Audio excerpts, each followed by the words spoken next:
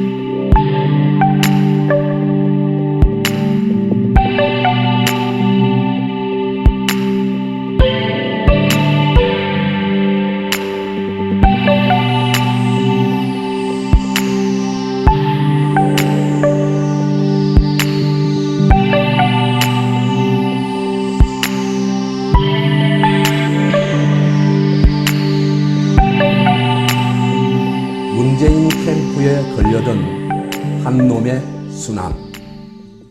우선 문재인이 썰전에 출연해가지고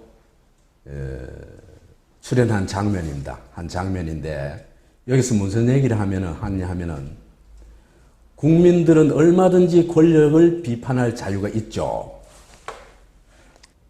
권력자를 비판함으로써 국민들이 불만을 해소할 수 있고 위안이 된다면 기꺼이 받아들이겠다 이런 말이겠죠, 그죠? 뒤에 말은 안 나와 있습니다만은 짐작컨대. 그러니까 이제 누군가가 오늘 이 약속 꼭 지키십시오 이랬거든요. 저 얘기를 한 게 2월 10일입니다. 2월 10일. JTBC 썰전에 출연해가지고 저 얘기를 한 게. 그런데 한 달 후, 3월 13일 날 한 네티즌을 고발합니다. 문재인 침해설을 퍼뜨린 자를 내일 고발 조치합니다.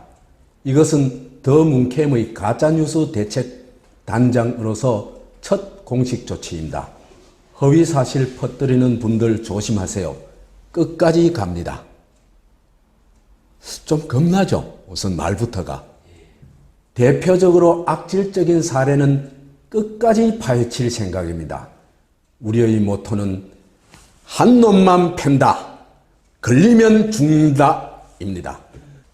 여하튼 침해설 퍼뜨린 사람은 침해설은 가짜뉴스다. 악질적인 가짜뉴스다. 이걸 퍼뜨린 사람은 반드시 한 놈만 잡아가지고 죽인다. 그래서 반드시 형사처벌하고 그 다음에 여기에 공감하거나 또는 그런 글을 또 퍼나르거나 하는 사람들은 철없이 부하내동하는 유포자들은 일벌백계로 제거해버리겠다. 난 전두환이가 다시 나타났나 싶었어요. 그래서 이 사람들의 주장은 히말라야를 3번이나 갔다 오고 작년에도 갔다 온 문재인에 대한 건강 의혹을 제기하는 것은 속아 웃을 일이다. 건강 제기 자체가 잘못된 거다. 그래서 우리는 일벌백계로서 이 문제를 해결하겠다. 여기서 보면요, 굉장히 심각한 이 사람들은 인식 체계를 볼 수가 있어요. 하나는 이 문제 제기를 한 사람들이 주권자 아닙니까? 그죠? 이 주권자를 한 놈만 팬다. 걸리면 죽는다. 그러니까 패고 죽이는 대상으로, 자기들이 패고 죽일 수 있는 대상으로 생각하고 있습니다. 이게 군사정권하고 뭐가 다를까? 운동권이요, 이런 측면이 있어요. 굉장히 심각합니다. 제가 그건 그건 따로 내가 한 강의를 할게요. 운동권도 그죠? 지금 서서히 제3의 악의 축이 돼가고 있습니다. 한국의 제1의 악의 축은 새누리, 이승만 박정희에서 뿌리를 둔 거죠. 새누리. 제2의 악의 축은 재벌. 그 다음에 제3의 악의 축은 삼성 엑스파일을 덮은 노무현 정권에서 비롯되는 운동권 일부. 그래서 주권자를 형사처벌과 제압의 대상으로 보고 있다, 이 사람들이. 이 사람들이 권력을 잡혔을 때 어떨까? 그런 데 있어서 겉으로는 전혀 안 그런 척 합니다. 아까도 얘기했다시피 2월 10일 날은 국민들은 얼마든지 권력자를 비판할 자유가 있다. 이렇게 해놔놓고 한 달 후에, 불과 한 달, 3월 13일이면 31일 후입니다. 정확해. 31일 후에 고발 조치를 합니다. 그래서 고발을 했는데요. 이 고발 당한 분이 저한테 메일을 보내왔어요. 제가 이제 이 문재인의 이 건강검진에 대해서 강의를 해놔놓으니까 강의할 때 이 문제에 대해서 얘기를 했었거든요. 얘기를 해서 그랬는지 여하튼 A라는 분이 저한테 편지를 보내왔어요. 이메일로. 그 이메일로 편지를 지금 12통 주고받았습니다. 주고받았는데 그래서 이제 제가 좀 이게 어떻게 되어가는지 좀 알게 되었습니다. 이분의 얘기를 좀 소개하고 싶습니다. 그냥 제가 읽어드릴게요. 선생님, 넋두리 들어주실 수 있으시나요? 선관위 조사 4시간 받고 경찰 조사 20시간 받고 다 끝난 줄 알았는데 이젠 검찰 조사까지 받으라 연락이 왔습니다. 검찰 조사받기 떨려서 혹시 도움이나 될까 하고 오늘은 법률구조공단에 다녀왔습니다. 그런데 상담사의 한마디에 자괴감이 들었습니다. 유권자는 검증할 요구할 입장이 아니다. 유권자는 선택만 하면 된다. 본인이 검증하려 해서는 안 된다. 이러면서 무조건 고소 취하해달라고 싹싹 빌라고 하는데 그 앞에서 전 아무 말도 못했습니다. 30분 상담 시간 동안 정성껏 도와줄 거라 생각했는데 5분 만에 할 말 떨어져서 나오는데 정말 비참했습니다. 아무것도 못한 채 그냥 멍하니 돌아다니다 이제 집에 가는 막차 버스 타려 합니다. 법 앞에서 10년도 뭣도 없다는 게 참 서글펐습니다. 중간에 생략하고 부모님에게 말도 못하고 끙끙 앓는 게 힘들어 동영상으로나마 얼굴 아는 선생님께 넋두리 했습니다. 죄송합니다. 그리고 고맙습니다.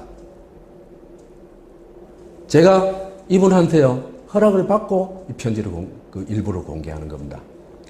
정말 이 사람이 이렇게 뺑뺑이 돌릴 정도의 죄를 저질렀는가? 그걸 우리 한번 알아보도록 합시다.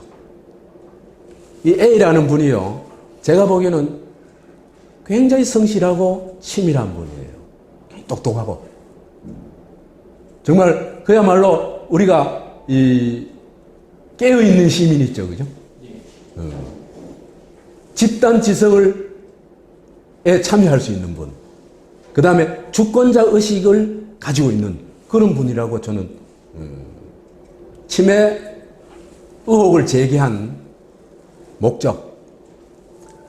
개인의 정치적 표현일 뿐입니다. 공익적 목적에서 후보자 검증을 위해 주장하였습니다.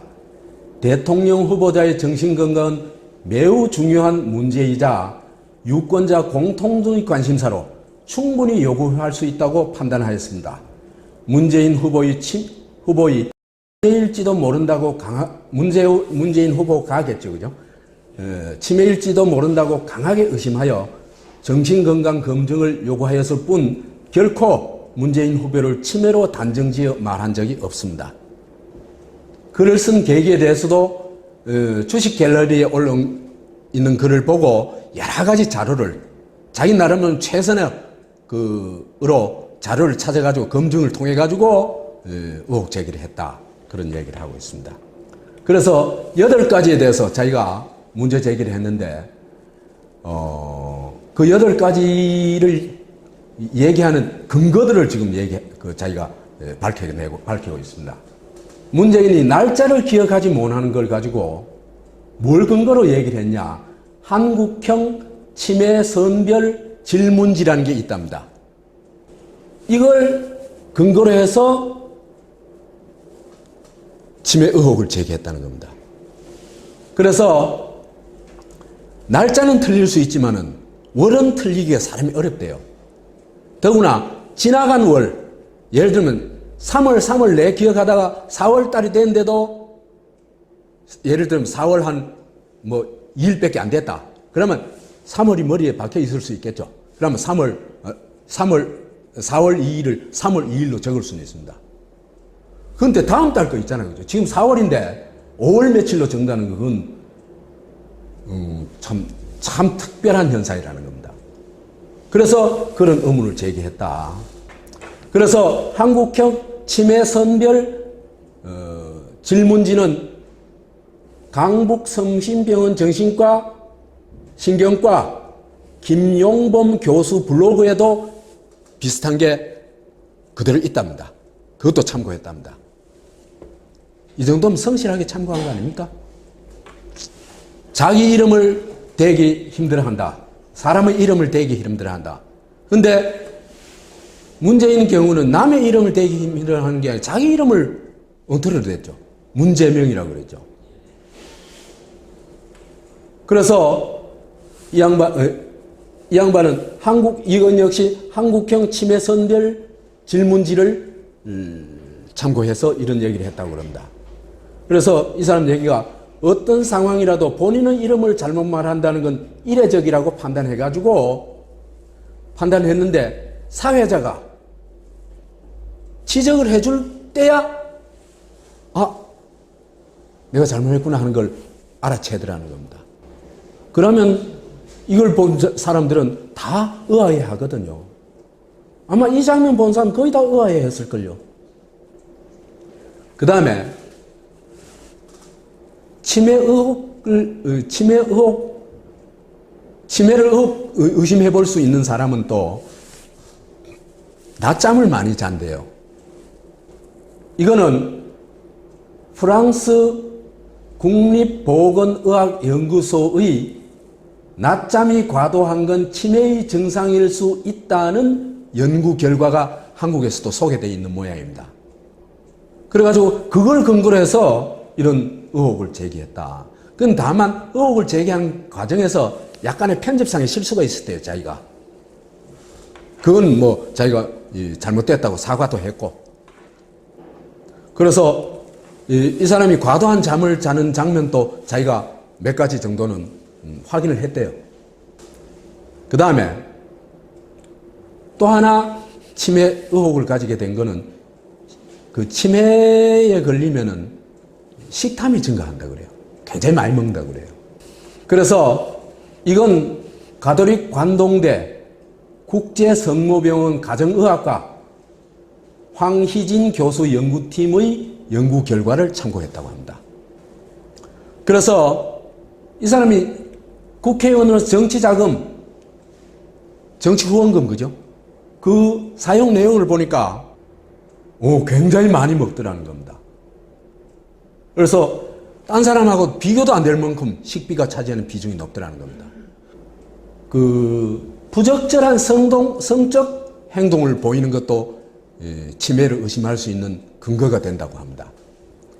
이거는 언론과 네이버 지식백과에서 지식백과를 참고했는데 그 지식백과의 근거가 뭐냐면 국가건강정보 포털에 정보 포털의 의학 정보라고 해요.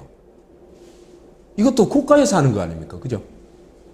그래서 이 사람 주장은 사회 통념상 정치인이 근친 음란물 표지를 본인 SNS에 올리는 건 부적절한 행위라고 봤다는 겁니다. 문재인 그 폰에 이게 올라왔던 모양이에요. 그건 지금 저기 들어가 보면 막 쫙 금방 찾을 수 있습니다. 뭡니까? 무슨 철입니까? 예? 그 캡처해가지고 이상한 잘 안 보이게 하는 그 처리 있잖아요. 그죠? 모자이크 처리해가지고, 올라온 게 많습니다.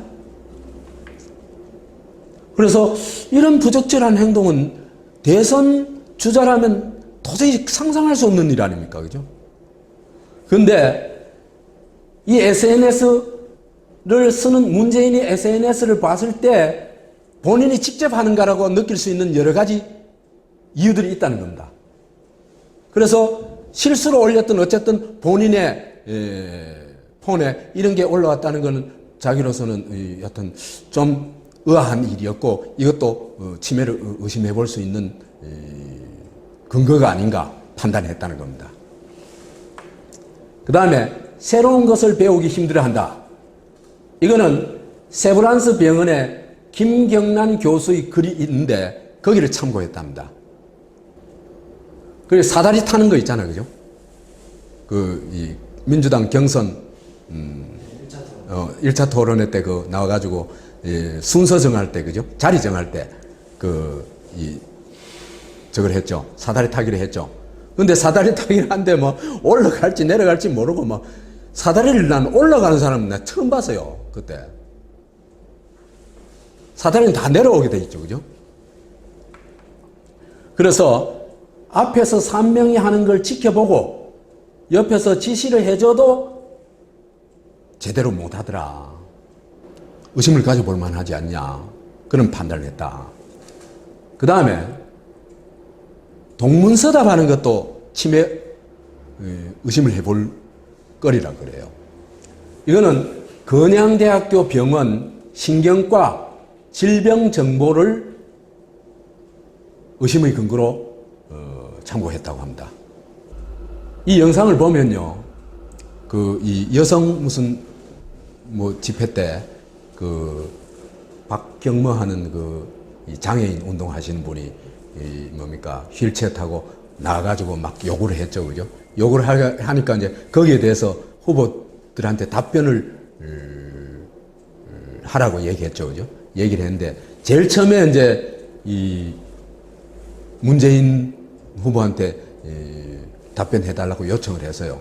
그랬더니 그것도 사회 보는 사람이 문재인을 옹호하려고 문재인은 나중에 해라고 딴 사람이 먼저 하라고 막 순서를 바꿔요. 그래가지고 이제 이재명하고 하고는 이제 마지막으로 딴 사람은 다 이 질문에 맞는 대답을 했어요. 근데 문재인은 어떻게 하냐면은 장애인 등급제와 부양 의무제에 대한 답변을 요구했는데 엉뚱한 일, 페미니스트 대통령이 되겠다고 이렇게 얘기를 해요. 전혀 엉뚱한 얘기를 해요. 그런데 그죠? 문재인 후보의 2012년 대선 공약, 이 국민명령이라는 대선 공약이 있었답니다. 1호가 장애인 등급제 폐지였다고 그래요. 그러니까 지난 대선 때 자기가 제1호로 제시한 공약도 까맣게 잊어버리고 있는 거예요. 그래가지고 엉뚱한 소리 하고 있다는 거예요. 그래서 이건 전형적인 동문서답이다. 그렇게 판단했다. 그 다음에 8번째로 이가 빠질수록 뇌질환 가능성이 커진다. 이것도 치매 의혹의 한 근거인, 중요한 근거인데 이거는 일본 도호쿠대 교수 연구팀의 연구 결과와 석성환 원광대 교수 연구팀의 연구 결과를 참고했다고 그럽니다. 이건 지금은 거의 상식이 되어 있는 거죠. 그죠? 그래서 문재인이 여하튼 이 연구팀의 결과는 이가 많이 빠질수록 뇌질환의 가능성이 커진다. 그렇게 보는 겁니다. 그래서 11개가 빠졌고 임플란트를 했다고 그러죠. 그죠? 그래서 이 양반은 임플란트에 대해서도 찾아봤대요. 찾아보니까 임플란트를 해도 자연치아보다 효율이 좋지 않아 자연치아면 뇌질환의 위험도가 올라간다는 글을 찾아봤대요. 자기가. 이만하면 굉장히 성실하게 찾아본 거 아닙니까? 이 이상 찾아볼 수 있는 사람인데 나와보라고 말하고 싶어요. 저도 이 정도는 못 찾습니다.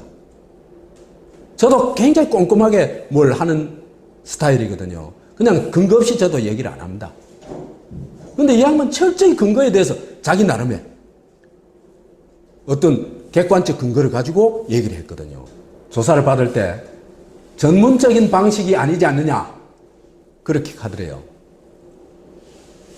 그래서 전문적인 방식이 아니란 건 인정하고 반성을 했다고 합니다. 난 이것도 있잖아, 그죠? 말도 안 되는 폭력이라고 생각해요. 그냥 의혹 제기는 주권자의 권리예요. 전문성이 있어야 의혹 제기하는 거 아니에요. 의사들이 얼마나 많은 오진을 하는데요. 그래가지고, 그죠? 한국에서, 그죠? 이 울산대학 교수가 조사해가지고 발표한 게 있어요. 그러니까 오진과 수술 잘못으로, 여하튼 의사의 잘못으로 한 해 죽는 사람이 16,000명이라 그래요. 미국에는요, 공식적으로 발표됐어요. 몇십만이에요, 미국에. 이거 그죠? 전문가가 뭘 안다. 그것도 그죠? 굉장히 잘못된 오해예요. 그러고요, 경제학들이 예측한 경제 하나도 안 맞습니다. 미네르바가 더 맞아요. 그러니까 이거는 그죠? 독점의 횡포일 뿐이에요. 전문가 독재요. 이게 제일 무서운 겁니다. 그렇기 때문에 전문가 독재를 방지하기 위해서 주권자에게 언론의 자유를 보장하는 겁니다. 그래서 이 양반은 이래 얘기를 해요. 저는 유권자로서 이 양반 참, 그 의식이 참 명확해요. 치매 의심을 했을 뿐이지 치매 진단을 내리려 한 거야 전혀 아니다. 그건 의사 몫이다. 그래서 병원에서도 나이와 건강 상태를 고려하여 작은 이상 증상만 있어도 치매 진단을 받으라고 권유하죠. 그렇죠, 그죠? 우리 병원에 가면은 얼마나 많은 진단을 합니까? 그렇잖아, 그죠? 하나 알아내기 위해 가지고. 그런데 이런 의혹 제기하는 것 자체가 안 된다. 그러면 우리나라 병원도 문 다 닫아야 돼요. 공직 후보자의 치매 관련 문제는 김대중 전 대통령의 경우처럼 공직 후보자가 직접 검진을 받고 결과를 발표해줘야 유권자가 이상 여부를 알 수 있습니다. 맞죠? 이 사람 얘기에 틀린 말 한마디라도 있습니까? 그래서 마지막으로 할 말은 뭔가 물으니까 과거에 문재인 후보가 공인과 공적 관심사에 대한 비판 감시는 대단히 폭넓게 허용되어야 한다. 명예훼손으로 재갈을 물리려는 시도는 결코 해서는 안 된다. 만약 우리 당이 집권하면 그런 점을 확실히 보장할 것이 라고 말했다고 합니다. 예? 저 외신 기자회견에서. 외신 기자회견에서 이런 얘기를 했답니다. 2014년도 11월. 2014년도? 2014년도만. 예, 11월인가 했답니다. 그래서 국민들은 얼마든지 권력자를 비판할 자유가 있다. 근거 없는 비방도 참을 수 있다. 이렇게 말했답니다. 그런데 지금 A라는 사람, 아마도 한국에서 가장 성실하게, 한국의 어떤 의혹 제기자 중에 가장 성실하게 최선을 다해서 의혹을 점검해가지고 의혹 제기한 사람이라고 저는 확신해요. 이 사람이 고발을 돼가지고 뺑뺑이를 돌고 있는 겁니다. 이 문재인 측의 고발에 의해서. 그 다음에 대법원에서도 판결이 그리 나와 있어요. 공직선거에서 후보자를 검증하는 것은 필요하고도 중요한 일이므로 후보자의 공직 적격성을 의심하게 하는 사정이 있는 경우 이에 대한 문제 제기가 쉽게 봉쇄되어서는 안 된다. 따라서 후보자에 관한 의혹 제기가 진실인 것으로 믿을 만한 상당한 이유가 있는 근거에 기초하여 이루어진 경우에는 지금 얘기한 게 전부 이거 아닙니까? 경우에는 비록 나중에 의혹이 진실이 아닌 것으로 밝혀진다 하더라도 표현의 자유 보장을 위하여 이를 벌호할 수 없다. 이것이 대법원의 판례입니다. 그 이외에도 또 있습니다. 그건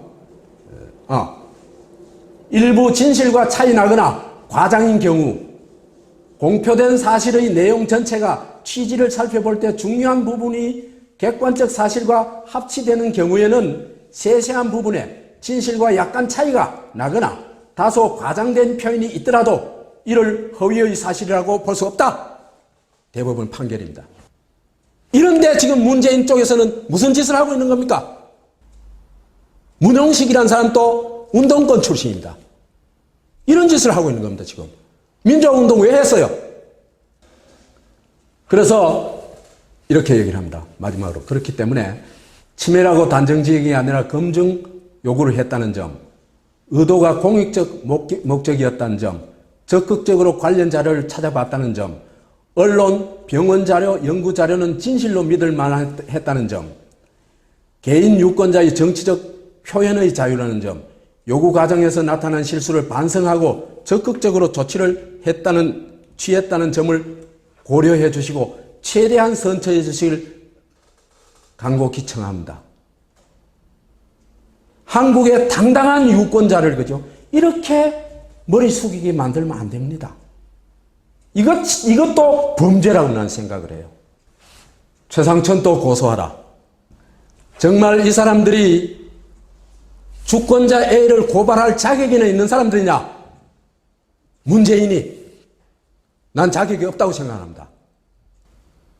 제가요 인터넷 뒤지기도 했고 그 다음에 자료들을 또 나름대로 정리를 해보니까 이 문재인의 식비는요 깜짝 놀랄 일이에요. 정말 야 이럴 수 있냐 싶어요. 우선요 19대 국회 정치 후원금 중 식비가 차지하는 비율이요 딴 사람하고는 비교 불가입니다. 문재인은 27개월 동안 4년도 아닙니다. 27개월 동안 2년 3개월 동안 식비로 쓴 게 9,339만 원입니다. 전체 정치 후원금의 34.9%를 식비로 썼습니다. 이 월로 따지면은 346만 원이 한 달에 346만 원 썼다는 얘기입니다. 매일 얼마나 먹었냐? 11만 5천 원치 먹었습니다. 일요일까지 다 포함해가지고 공휴일까지 다 포함해가지고 안철수하고 비교해 볼게요. 안철수, 김무성 다 당대표를 했던 사람이죠. 그렇죠, 그죠? 그러니까 뭐 당대표 했기 때문에 식비를 많이 썼다 하는 것은 변명이 안 됩니다. 당대표는 이 두 사람 더 많이 했습니다. 안철수는요, 18개월 동안 걸 추적해 보니까 18개월 동안에 95만 원 썼어요. 전체 후원금이 0.5%입니다. 월 5만 원 썼어요. 전부 식사는 뭘까 했다는 얘기입니다. 자기 돈으로 했다는 얘기입니다. 누가 더 도덕적이에요? 김무성도 19달 반쯤 자료인데 식비가 633만 원, 불과 2.8%예요. 월 32만 원. 그러니까 문재인은 김무성보다도 한 달 식비가 10배 이상 많다는 거예요. 더구나요, 세월호 직후의 식비를 보면은 세월호 일어난 날부터 닷새간 식비를 보니까요, 억장이 무너져요. 그래서 파리쿡에 있는 어떤 사람의 글을 제가 하나 가져왔습니다. 세월호 당일 최순실도 소식 듣고 헬스하다 놀래서 급하게 나갔다죠. 세월호 사건이 워낙 크니까. 그런데 문재인은 그날 점심은 일식집에서 회 먹고, 그건 상상하세요. 원래는 원거리는 있지만은 제가 차마 멍해가지고. 저녁은 고급 한정식집에서 코스 요리 즐기시며 술까지 유유유. 그런데 더 충격적인 것은 그 다음날도 또 그 다음날도 거의 10일 동안 매일매일 맛집 순방하셨어요. 비용은 국민들 돈으로. 그래서 제가 닷새 동안 먹은 걸 찾아봤어요. 그랬더니 세월호 사건이 일어난 그날 점심에 12만 1,000원, 저녁에 13만 7,500원 어치를 먹었습니다. 하루에 세월호 일어난 그날 식비가 25만 8,500원입니다. 그래가지고 닷새 동안 식비를 해보니까 5일 동안에 92만 2천원치 먹었어요. 하루에 평균 18만 원치 먹었습니다. 세월호 일어난 그때. 이 사람이 네티즌을 고발할 자격이 있습니까? 누가 더 도덕적일까?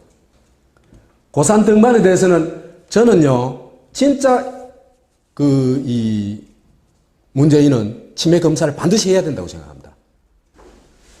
그 결정적인 게 그 전번 시간에 얘기했습니다. 고산 등반한 사람들은 예외 없이 뇌가 손상되어 있다는 겁니다.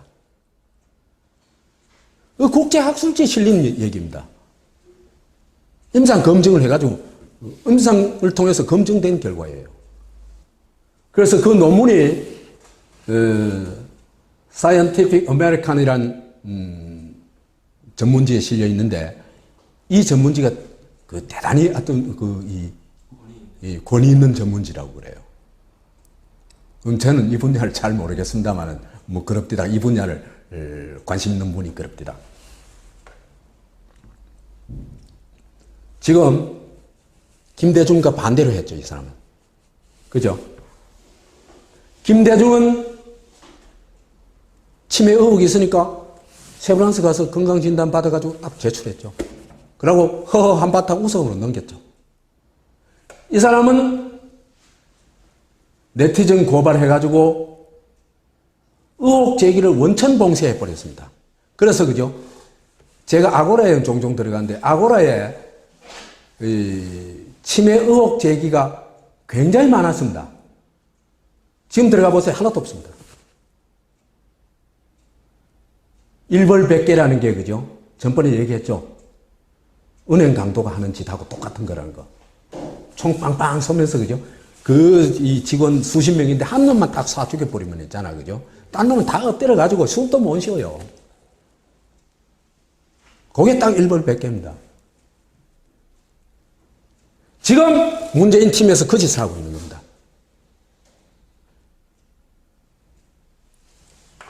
저는 이게 문재인이 죽는 길로 가는 거라고 봐요. 한국인들이 그렇게 호락호락하지 않거든요. 눈을 많이 떴거든요, 지금. 그래서 이 사람을 고소하려면은 최상돈도 고소해라. 왜? 제가 문재인 건강검증 김대중 본받아야 하는 이 동영상을 올렸죠. 73강인, 최상철의 사람나라 73강인데, 이거 35,000명 봤습니다. 이거 처벌해야 되는 거 아닙니까? 그래서, 그죠? 저는 지금 사실요, 치매 의혹을 제기할 만한 거리들은 지금까지 얘기한 정도가 아니라고 봐요. 그렇기 때문에 문재인은 반드시 침해 의혹, 그 침해 검진을 받아야 된다고 생각합니다. 그런 말도 못하는 게 이건 민주주의 국가 아니죠. 문재인이 아들 의혹을 자꾸 제기하니까 며칠 전에 고마해야 않겠습니까? 이게 저도 경상도 사람 아닙니까? 대구 사람 아닙니까? 부산하고는 조금 뭐 다르긴 합니다만 큰 차이는 없죠. 근데 이 말이 무슨 뜻인지 제가 알거든요. 이게 무서운 말입니다. 우리 이 가부장 문화가 대구에 경상도에는 굉장히 강하죠. 그래가지고 뭐 부인이나 애들이 뭡니까 여러 가지 불평을 하고 이러면 이 경상도식 가부장들은 뭐라고 했냐면 고마 이 한마디 그잖아요. 싹 입 다물게 됩니다. 그 아시죠? 경상도 문화라는 거. 딱 그거거든요. 우선 문재인 팀이 어떤 팀인지를 알아야 됩니다. 우리 그죠? 껍데기만 보면 안 돼요. 화사하게 웃는다고 그 사람 진짜 화사하게 좋은 사람이다. 그 바보예요, 바보. 그래 보면은 이 사람 뭐를 봐야 됩니까? 과거를 봐야 되죠. 어떻게 했는지. 그렇죠, 그죠? 전형적으로 보는 게 삼성 X파일을 처리한 방식입니다. 세 사람의 공범이 있었죠. 노무현, 문재인, 황교안. 이 사람들이 삼성 X파일을 뒤집어 놓은, 그죠? 범죄자들입니다. 공범들입니다. 이 사람들이 뭘 했냐? 사건 뒤집기를 했죠, 첫째. 그죠? 삼성 뇌물 사건을 불법 도청 사건으로 뒤집어 붙죠. 그래서 뇌물 준 놈은 전부 무죄 처리하고 주고받은 놈들은 불법 도청한 사람도 아니에요. 불법 도청했는 그 내용을 가지고 얘기한 사람은 다 처벌했습니다. 그래서 강도는 전부 무죄 처리하고 강도야 소리 지는 저놈이 도둑이다 소리 지르는 사람은 모든 걸 다 잃은 겁니다. 이게 정의의 국가입니까? 불의의 국가입니까? 그래서 이건희, 이학수, 홍석현 정치자금 받은 정치인 떡검들 다 무죄 처리되고 불법 도청 사건을 폭로한 이상호, 김현광, 노회찬 이런 사람들이 다 처벌을 받았습니다. 직장까지 잃고 국회의원 쫓겨나고. 그래서 우리 사회가 어떻게 망가져 버렸냐. 나는 이건요, 노무현 정권이 책임이 굉장히 크다고 봐요. 한국 사회에 가치가 전도되어 있었죠, 그죠? 그 독재 정권들이, 그죠? 근데 이 바로 서려고 하는 가치를, 그죠? 완전히 다시 가치 전도를 시켜버린 겁니다. 가치 파괴를 해버린 겁니다. 노무현이. 그래서 소리친 공익 제보자, 정의를 구현해 보려고 한 사람들을 전부 처벌해버립니다. 불의를 전부 덮어줘버리고 무죄 처리하고. 이래서 불의가 정의를 죽이는 사회가 돼버린 겁니다. 그 정점에 노무현이 있었다는 걸 우리가 이해하고 알아야 돼요. 그 절대 용서하면 안 됩니다, 우리. 노무현 신화에서 빨리 빠져나와야 됩니다. 도전자로서의 노무현 아름다웠어요. 그렇지만 이런 노무현, 배신한 노무현입니다, 이거는. 우리가 눈을 똑바로 안 뜨면요, 우리가 당해요. 아들 문제를 처리하는 거 볼 것 같으면요, 문재인을 알 수가 있어요. 문재인은 처음부터 끝까지 거짓말이에요. 그 다음에 마지막이 뭡니까? 고마해, 이겁니다. 이게 무슨 뜻인지 알아야 돼요. 이걸 읽어내지 못하면요, 문재인 정권이 무슨 짓을 할지 우리가 모르게 되는 겁니다. 의혹투성이라는 건 뭐 두말할 나위 없죠, 그죠? 동영상 부문에 일명 모집에 일명 응모해가지고 합격했죠. 이건 엄연한 사실입니다. 근데 사실은 정식적으로 공고를 내가 잘 갔다면 이게 공기업인데, 공기업이 얼마나 인기 있는데요, 그죠? 철밥통이라고 그러는데. 그 여기에 취직하려면, 그죠? 최소한도 수십 대 1, 많을 경우는 뭐 100대 1도 넘어요. 그 다음에 원서 제출 날짜가 2월 6일인데, 2006년, 12월 6일까지인데, 12월 4일로, 4일날 제출한 걸로 되어 있는데, 그것도 심재철, 이가 이 국회 부의장 하는 심재철이가 공개한 거 볼 것 같으면, 10일 요래 선언하는데, 요래 딱 해놔놨어요. 요래 해놔놨어요. 이거는 변조했을 가능성이 대단히 높다는 거죠. 딱 보면 느끼죠. 그거요, 정밀 검사하면요, 다 답이 나옵니다. 그 다음에 세상에 어떤 직장이요, 14개월 근무하고 23개월 휴가 주는, 뭡니까?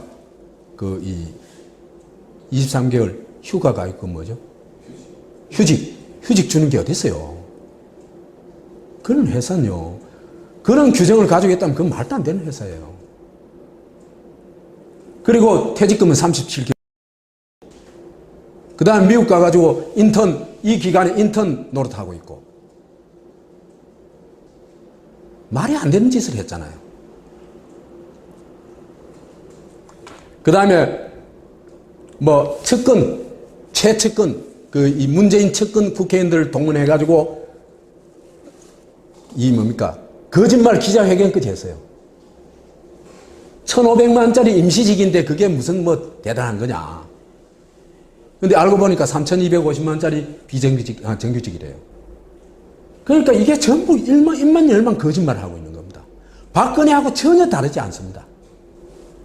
그래서 손수조 후보의 거짓말 하는 걸 조금 봐야 되는데요. 2012년도에 이제 후보 토론회 할 때 부산에 이제 거기 국회의원 후보 토론회 할 때 MBC에서 토론회 했어요. 할 때 손수조 후보가 아들 특혜 취업에 대해서 얘기를 하니까 문재인이 이래 얘기를 합니다. 특혜 취업은 사실이 아닙니다. 우선 당시에 채용된 것도 저의 아들 혼자가 아니라 20몇 명 중에 한 명으로 취업되었다는 말씀을 드리고요. 이것도 거짓말입니다. 그거는 하태경 의원이 아주 상세하게 밝혀놨어요. 한 사람만 응모해가지고 한 사람만 특채된 게 아니다. 사실은 둘이 뽑는데 둘이 와가지고 채용된 거기 때문에 한 사람은 특채된 게 아니다. 그 다음에 5급 공무원이 아니고 5급 직원이다, 그냥. 이거는 선관위에서 유권 해석을 한 거예요. 근데 이게 마치 선관위가 특혜 채용을 전면 부정한 것이냐? 문재인 블로그에 올려가지고 다음이나 여하튼 네이버나 각종 있잖아요, 그죠? 이 포털들에서 이걸 내리라고 요구를 해요. 특혜 채용 관련 기사를 내리라고 요구를 해요. 이거는 말도 안 되는 짓을 한 거죠. 자기가 마치 공권력 행사한 거죠. 그죠? 문재인이 JTBC 방송에 출연해가지고 손석희 앵커 질문에 대해서 만약에 문제가 있었다면 이명박 박근혜 정권이 그만두었겠냐? 이명박 박근혜 정권이 저를 그냥 둘 리가 없지 않겠는가? 그만큼 충분히 해명되었다는 뜻이다. 그보다 더 명쾌한 해명이 어디 있겠나? 참 어이없죠. 그만큼 어이없는 말씀이 어디 있겠나? 저는 이렇게 묻고 싶어요. 아니, 박근혜와 이명박 정권이 이걸 조사했다는 증거를 지가 내놔야 될 거 아니에요. 그래서 하태경이 이런 얘기를 해요. 거짓말 좀 그만해라. 2010년 노동부 감사에서 이제 다 문제가 없었다 하는 얘기를 하니까, 다 해명됐다고 얘기를 하니까 이 하태경이 이래 얘기를 해요. 2010년 노동부 감사에선 문 후보 아들이 퇴직한 상태라, 이미 퇴직해버리고 없는 상태라 감사 대상이 아예 될 수도 없다는 거예요. 그런데 2010년도 감사를 근거로 특혜 채용이 아니었다는 게 증명됐다고 얘기를 하잖아요. 이런 거짓말을 어떻게 할 수 있을까? 상상이 돼요, 여러분들. 그래서 아주 교묘한 검증 회피를 해요. 실사구시 검증은 한사코 거부합니다. 그 조사해보면 될 거 아니에요. 그런데 아주 교묘해요. 적아 이분법을 써요.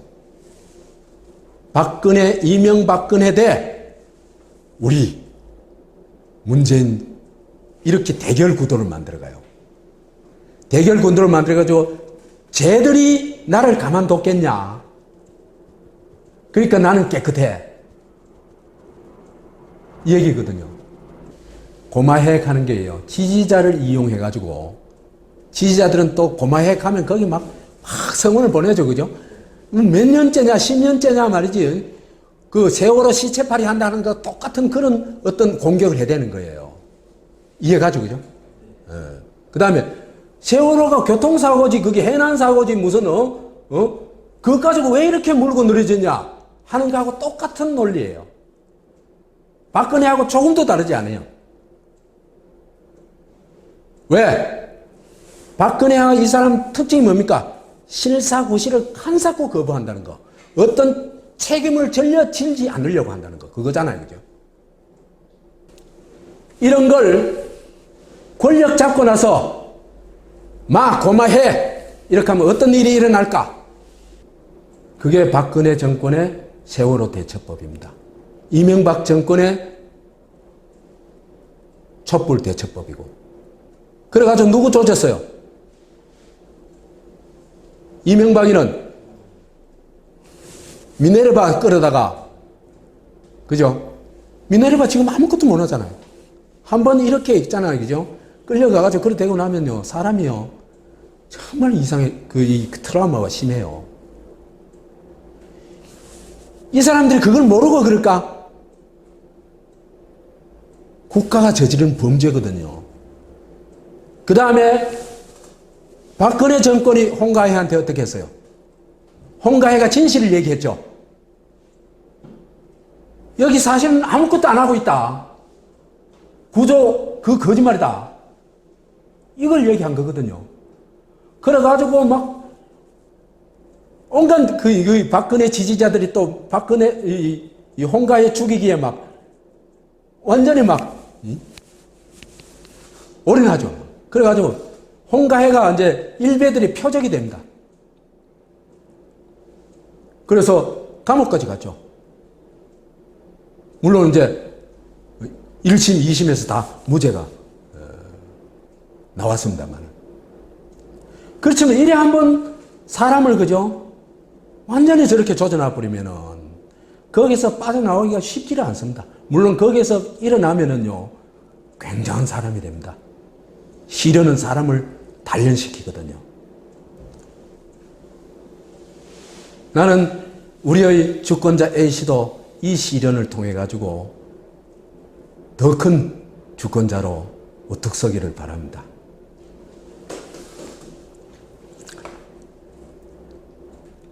심해설 고발 사건, 이게 단순한 한 네티즌의 순환이 아니다. 이걸 똑바로 봐야 되는 겁니다. A는 침해 의혹을 제기한 A는 헌법에 보장된 언론의 자유를 통해 의혹을 제기했을 뿐이다. 이건 정말 우리가 칭찬해줘야 될 공익적 활동이죠. 의혹 제기한 사람에 대해서 지금 어떻게 한 겁니까? 침해설 고마해 한 거죠. 그거죠, 바로. 그래서 이들이 이런 방식의 모토가 뭐냐 하면은요, 고마해가 좀 더 있잖아, 그죠? 그럴싸한 모토와 게, 그죠? 한 놈만 팬다, 걸리면 죽는다, 이겁니다.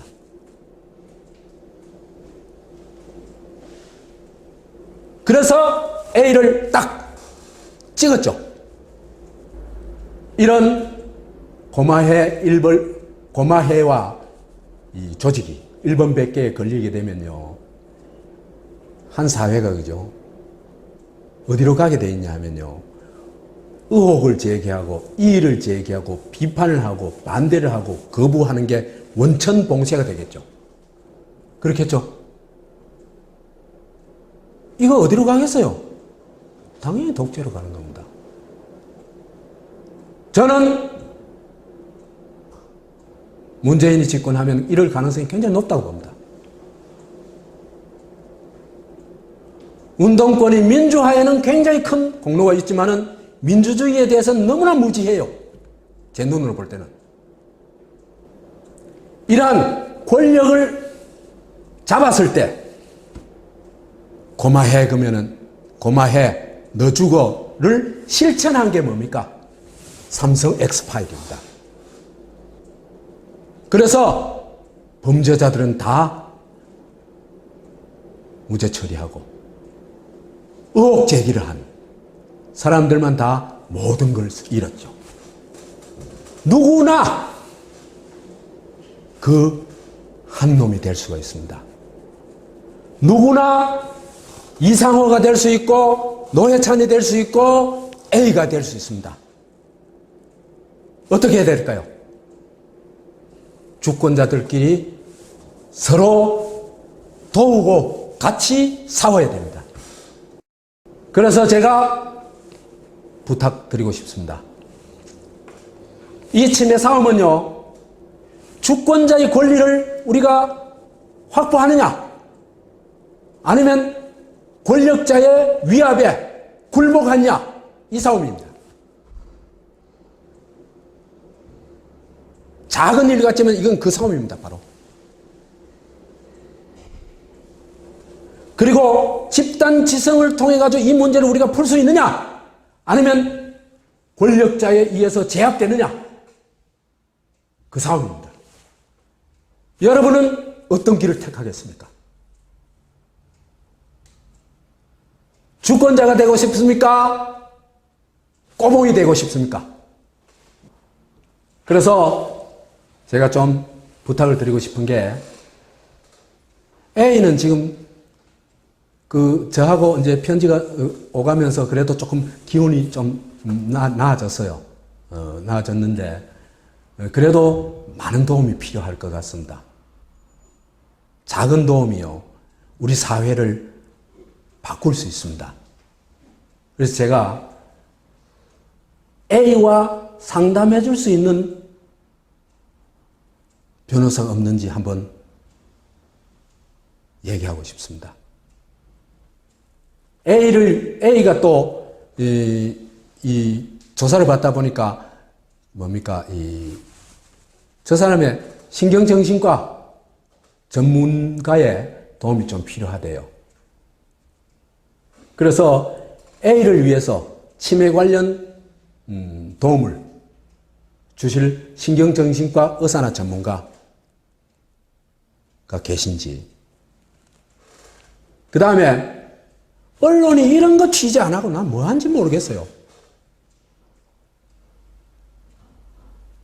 이게 얼마나 중요한 한국 사회의 시그널인지 우리는 모르고 있어요. 그래서 치매설 고소 사건을 취재한 언론이 없는지 그걸 좀 여쭤보고 싶습니다. 뭐 언론은 그냥 취재하면 되지만은 변호사분이나 정신신경과 의사분 중에서 그럴 의향이 있으신 분은 연락 바랍니다. 요게 제 이메일입니다. 사람체@한메일.net입니다. 일로 연락을 바랍니다. 왜 그러냐 하면은 A라는 분은 아직도 좀 자신의 신분이 노출되는 걸 조금 좀 좀 힘들어하고 있어요. 그래서 저한테 연락을 주시면은 그분한테 연락되도록 연결되도록 도와드리겠습니다. 고맙습니다.